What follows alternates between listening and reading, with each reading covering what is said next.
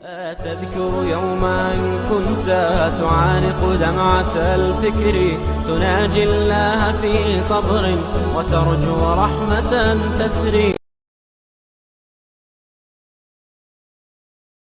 سید کو زکوٰۃ دے سکتے ہیں؟ نہیں دے سکتے. سید کے لیے زکوٰۃ، چونکہ زکوٰۃ گویا کہ ایک قسم کا لوگوں کے مال کا میل ہے، تو اللہ نے حضور پاک کے خاندان کو اس سے محفوظ رکھا.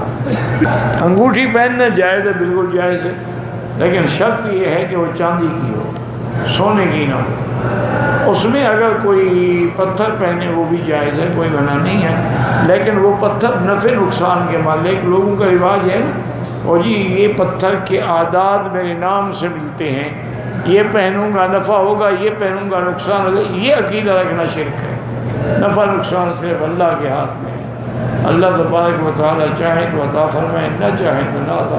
اچھا، جتنے لوگ انگوٹھیاں نہیں پہنتے ان کا کیا بگڑ جاتا ہے؟ اور جن لوگوں نے 5 انگوٹھیاں پہنی ہوئی ہیں ان کو کون سے جناب رقبے مل گئے ہیں؟ وہی جو دھمال کھیل کے بھیک مانگ رہے ہیں. گلے میں بھی لوہے کے کڑے ابھی سے ڈال رکھے ہیں تاکہ فرشتوں کو تکلیف نہ ہو.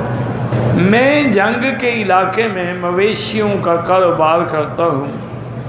شیعہ لوگ جو ہیں ان سے بھی لین دین ہے، کاروبار ہے. اور تو کوئی کاروبار تو میرا بھائی کافروں سے بھی ہو سکتا ہے.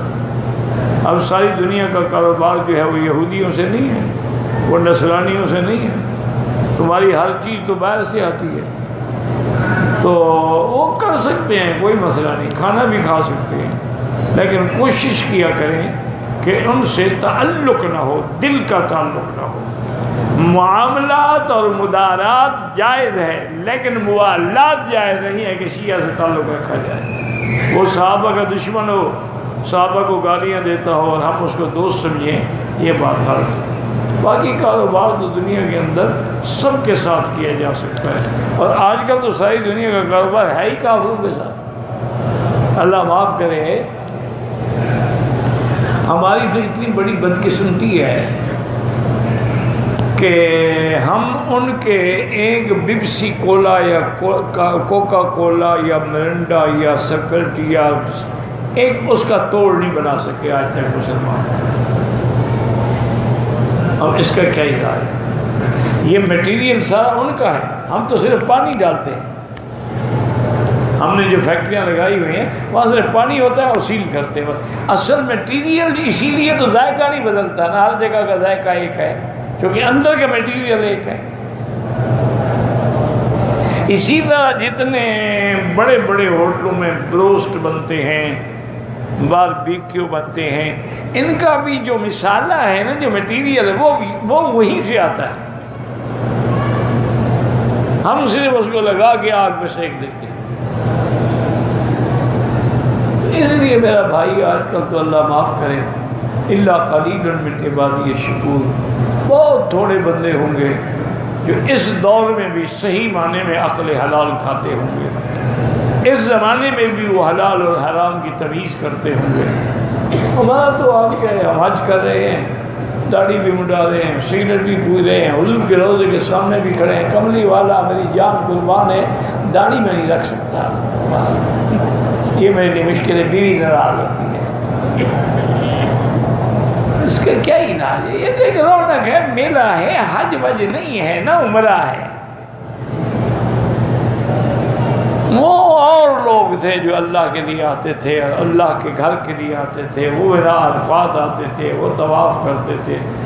ان کے حج کے اگر حالات کو سامنے رکھے تو معلوم ہوتا ہے کہ ہم نے تو حج کیا ہی نہیں.